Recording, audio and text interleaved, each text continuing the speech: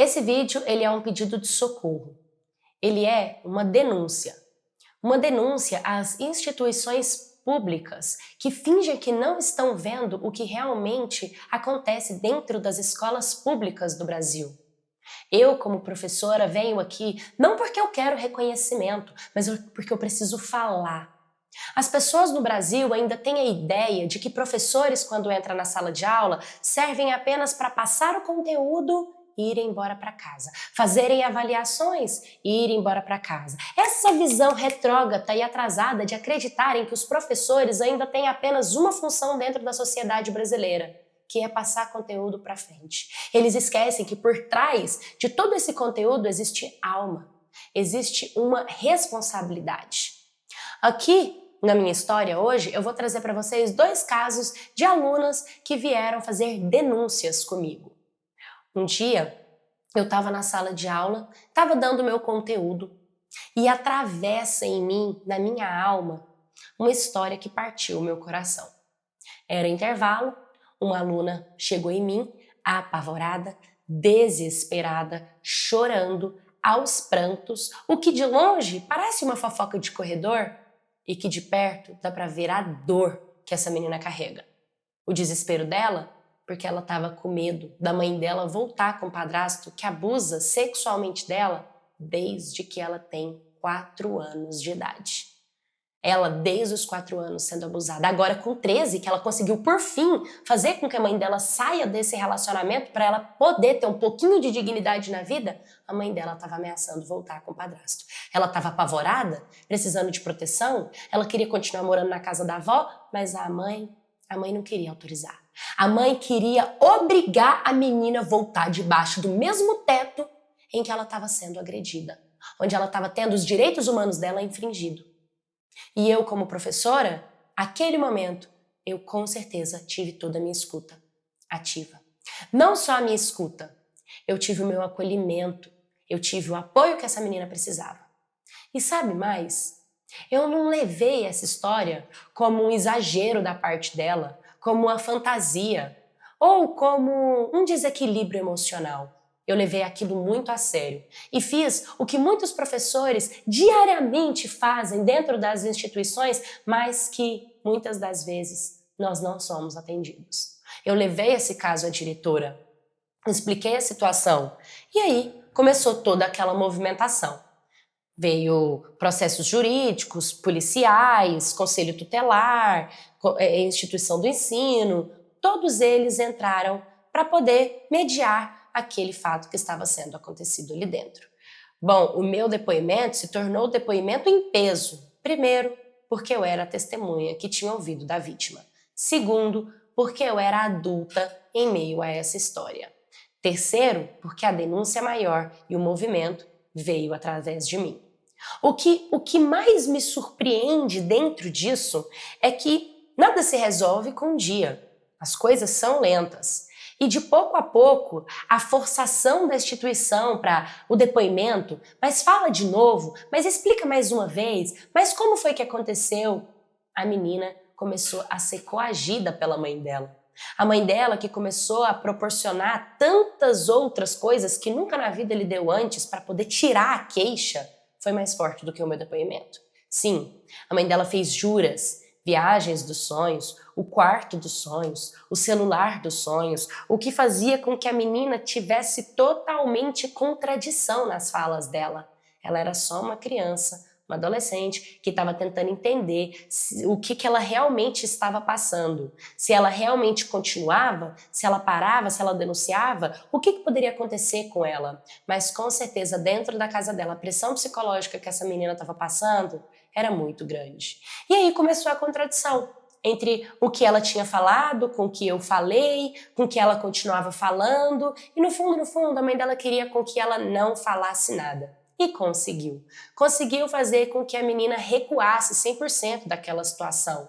Mas aí a denúncia que eu venho fazer para vocês hoje é como fica o estado de um adulto que encara uma verdade como essa, que escuta uma criança chorando no seu ouvido, que tá caindo em lágrimas dentro da sala de aula, que você tá vendo o desempenho horrível que ela estava tendo com as notas, não só ela, e a instituição não te dá nenhum tipo de apoio. Hoje não existe nenhum tipo de apoio, de acolhimento para os professores. Logo, o passo que eu dei para proteger uma vítima se tornou o quê?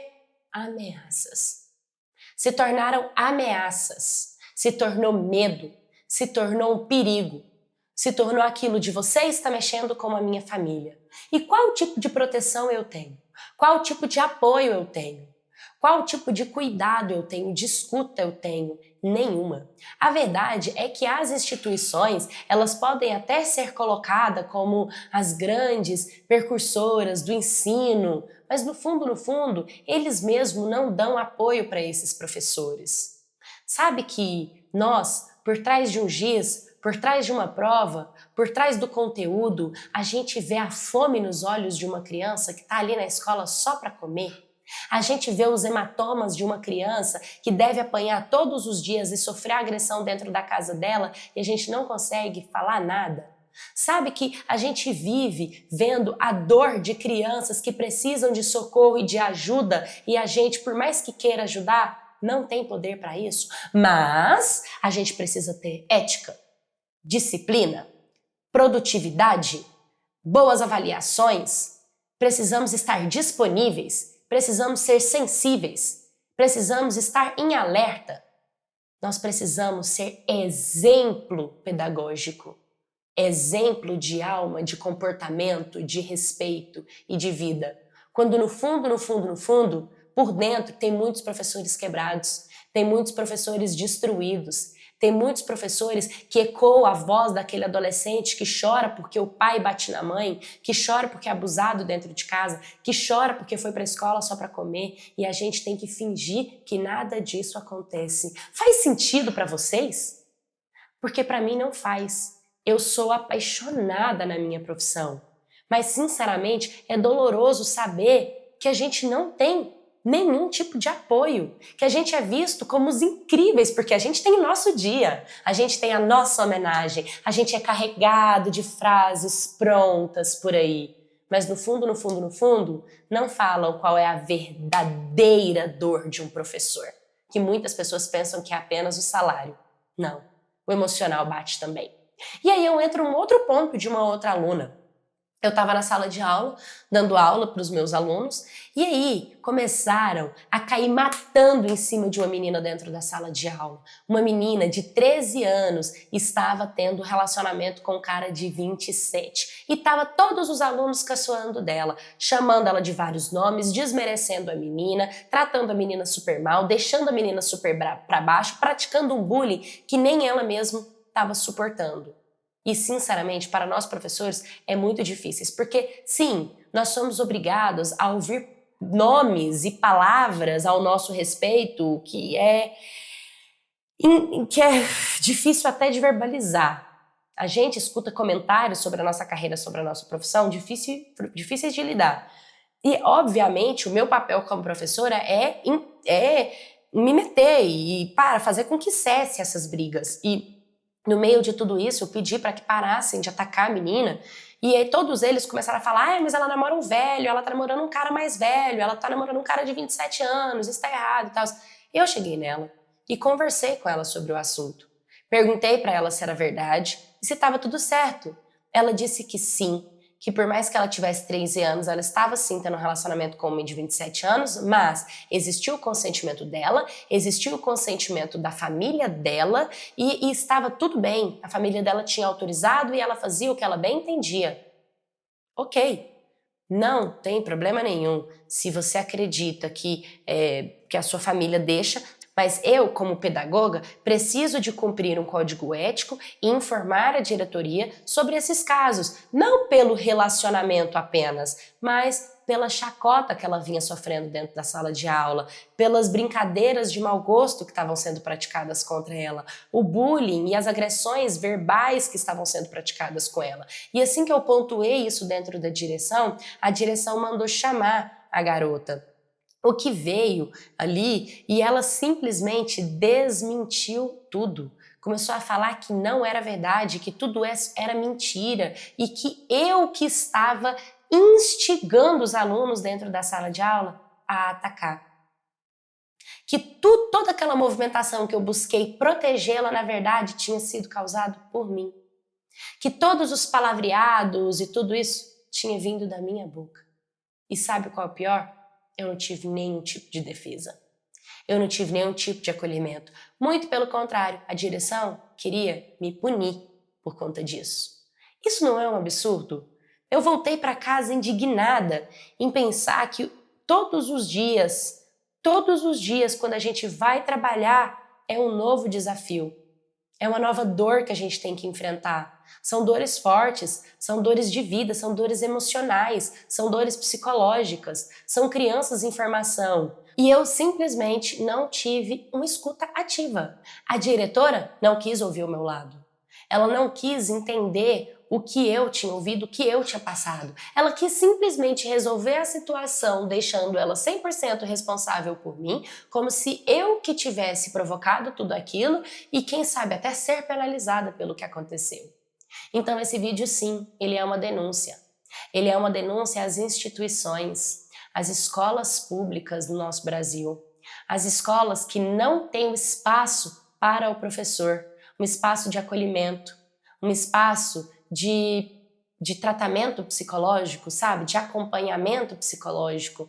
Não tem um lugar onde a gente possa todos os dias deixar para fora e tirar da gente cada dor, de cada lágrima, de cada fome, de cada desequilíbrio, de cada choro, de cada hematoma, de cada denúncia que todos os dias nós temos que passar por cima. Todos os dias a gente tem que atravessar os direitos humanos básicos. Todos os dias a gente leva para casa dores que ferem a nossa alma, mas ainda assim a gente tem que estar ali, a gente tem que estar passando conteúdo, a gente tem que estar bem, a gente tem que estar ouvindo insultos, a gente tem que estar sendo desmerecido pelos próprios alunos e ainda assim não temos nenhum tipo de proteção. Oi, Maquettes, tudo bem com vocês? Primeiro, para mim foi uma honra muito grande receber uma história de uma professora. Eu acho que essa foi uma das primeiras vezes que eu recebi história de professor que conta caso de alunos, né? Ainda mais buscando essa denúncia sobre as instituições brasileiras. Eu achei super válido. Eu queria ler o texto que a professora mandou porque ela escreve de uma forma tão bonita, mas eu sei que as palavras dela, às vezes, vocês que assistem, não conseguiriam entender tanto quanto quando a gente traz para um vocabulário um pouco mais corriqueiro. Inclusive, eu quero trazer para o meu Instagram, agora dia 1º de maio, que é Dia do Trabalhador, uma homenagem aos professores e falar sobre essa denúncia, sobre esse caso que eu acredito que precisa e mereça uma visibilidade, sim. A denúncia dela é 100% válida. No fundo, eu acredito que eu nunca vi ninguém falando sobre esse espaço de acolhimento ao professor, muito pelo contrário, a gente vê e ainda busca, e ainda luta para as escolas terem esse espaço de acolhimento para o aluno, para que o professor não precise, carregar essas dores. Mas eu entendo que um psicólogo, ele não está diariamente dentro de uma sala de aula para criar uma proximidade, uma confiança tanta que um aluno vá se abrir com esse psicólogo. Então, professores sempre vão ser vistos como essa rede de apoio, com esse olhar de confiança, e muito triste saber que você passou por isso, né? Tentar denunciar, tentar ser humana, tentar defender essas pessoas que infelizmente acabaram sendo recuadas, e provavelmente essa recuada veio também de famílias, né? De amigos e de pessoas que façam com que ela denuncie isso que aconteceu. Então, assim, eu realmente fiquei muito mexida, mas eu fico feliz que eu posso pelo menos usar um pouco aqui das minhas redes sociais para ajudar nessa causa. Se você também é professora e também tem histórias para contar, me mande em historias@gmail.com. Curta, comenta, compartilha, se inscreva. Um beijo e até o próximo vídeo.